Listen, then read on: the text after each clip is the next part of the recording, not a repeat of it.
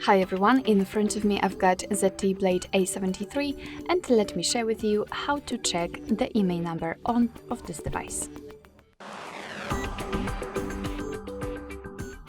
So today I'd like to show you two different ways of checking the IMEI number. The first one is quicker one because it requires a secret code, and the second is via the settings. It will be a little bit longer, but it is useful if for some reason the secret code won't work or you will simply forget about it.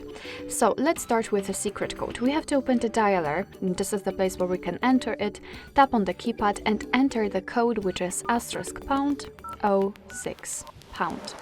And as you can see at the very top of this pop-out window, we've got both IMEI numbers for both SIM slots of this device. Let's tap on OK, so that was the quickest way. And the second way, via the settings, let's tap on them. And right here we have to scroll down to the very bottom to find About Phone. And as you can see, fortunately, we do not have to enter any other sections. The IMEI numbers are right here, kind of highlighted even on the very first page of About Phone section.